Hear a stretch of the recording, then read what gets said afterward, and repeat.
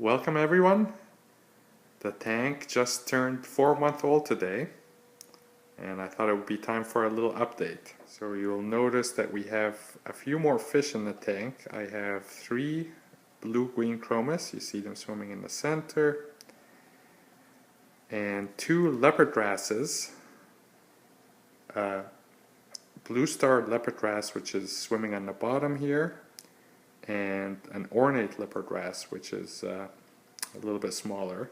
Both of them are female. Actually, I think it's a little bit harder to tell the ornate male and female apart, but I think it's either a female that's turning into a male or a male already. And they're excited because it's around feeding time. Have that auto feeder on, and it's going to go on in a few minutes. And in terms of corals, we have a few more corals and some changes. Alright, that's better. So a couple of months ago, or a month and a half ago, I started noticing that some of my corals were bleaching out. It started with the bonsai, then the red planet acro, and the pink limeade started bleaching out. And a few corals look good, and a few corals lost a little bit of their color. And so I've been doing a little bit of changes, a test over the last month, and things seems to be improving. So my water quality was very clean, undetectable nitrates, very little phosphates. And I was trying to get my corals to grow a little bit faster, so I was dosing alkalinity and calcium following Redsea's foundation program. And for fast SPS growth, it recommended really high levels of alkalinity, about 12.6, and high levels of calcium. And I also tried to run the radions, the lights, at around 80%, so I was pretty aggressive at increasing their intensity. I started at 65%, and every week I would shoot for about 5%.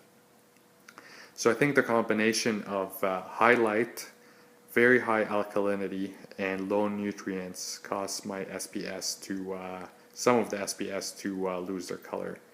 I know I consulted with several people in the forums, and the pictures looked like coral starving pretty much. So to remedy this, I cut the lights, so the lights are now 65%, and I also switched from the regular 80-degree angle lenses in the radions to 120 degrees. Cut the lights to 65% from 85%, and reduced the alkalinity to about 8.5, and I essentially been trying to overfeed intentionally to build up nutrients. So I had the auto feeder running on, feeding twice a day, and I would do supplemental feeding, and even then my nitrates are still undetectable. Phosphates have come up a little bit to 0.01, 0.03, sometimes 0 parts per million phosphates.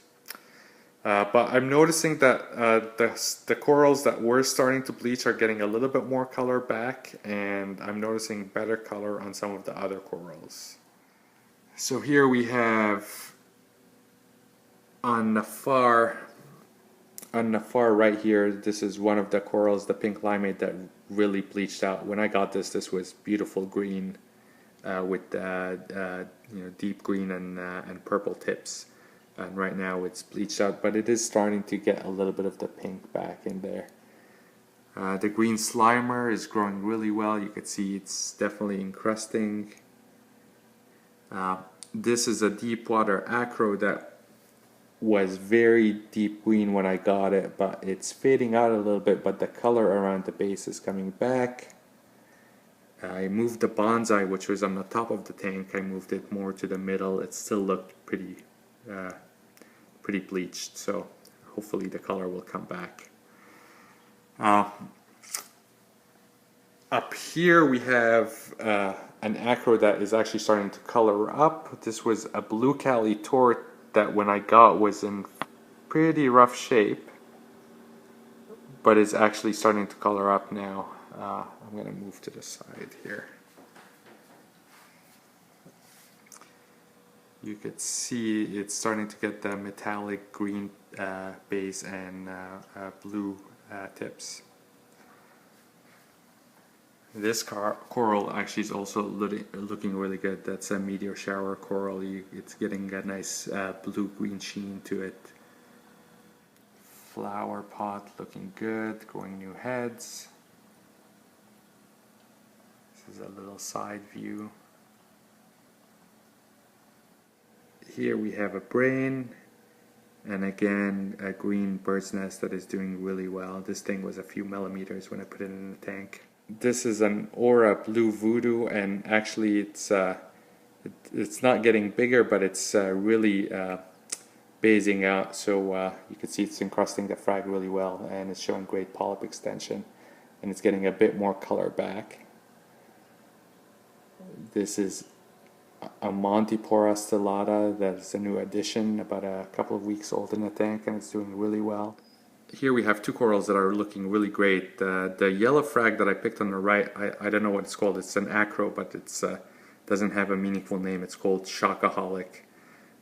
Great yellow color. And this is a different blue calitort that I got from another reefer, and it's actually looking really good. I added it about a month ago, and it's encrusting, and it's showing great color and polyp extension. Here's a forest fire digitata, and again it's doing really well. The colors are really good. Behind it is a rainbow Montipora, which again is expanding. It's hard to tell from this angle, but it's encrusting really well, and it's showing great polyp extension. We have some SPS here, an open brain, a pink flower, a pot coral, a hammer and a torch. This is a new frag. It doesn't look like much, but it's supposed to be awesome when it grows out. This is Reef Raft's Pink Cadillac. You can't tell from the picture, but it's got very nice vibrant blue polyps, and it should have a pink base when it grows out. This is a blueberry wine acro, and it's growing great. It's encrusted about a few millimeters over a month. This is the red planet that was bleaching out a little bit. It's getting some of its color back, still showing polyp extension. And here we have an Acropora tenuis, which is encrusting and growing well. Rounding up this the SPS is this Christmas Montipora, and this is really grown. It's encrusting at a rate of about 3 or 4 millimeters a month, so that's pretty impressive. Then we still have some zoanthids here. This is Fruitopia. A couple of purple mushrooms in the back here. Oh, that's a new acro. It's Pac-Man. It's an Acropora that is a deep water Acropora. I'm putting it on the sand for a little bit. It's supposed to be purple with fluorescent green polyps. And then I got some new zoanthids. They're very pretty. They're called Eagle Eye. And they've been doing really well opening up. This is Emma, our algae plenty. You could see she's really fat.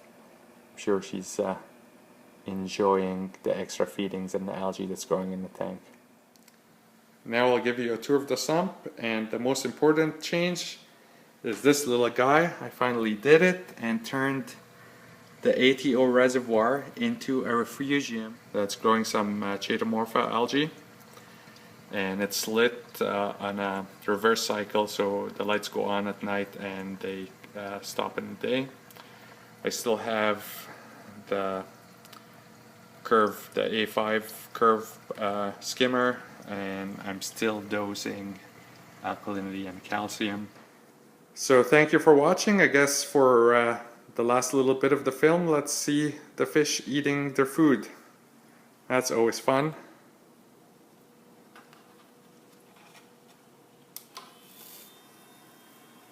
There we go. We have New Luck Spectrum pellets, rapidly devoured by the wrasses, the clown, and the chromis. I feel very lucky. I was a bit worried that the leopards might not take to prepared food, but they're essentially been eating everything I throw in the tank. They eat pellets, they eat flakes, they eat frozen shrimp, and the ornate would actually eat algae that I put in the tank, so they're pretty happy. Okay, thanks so much for watching, and we'll give you another update in a month.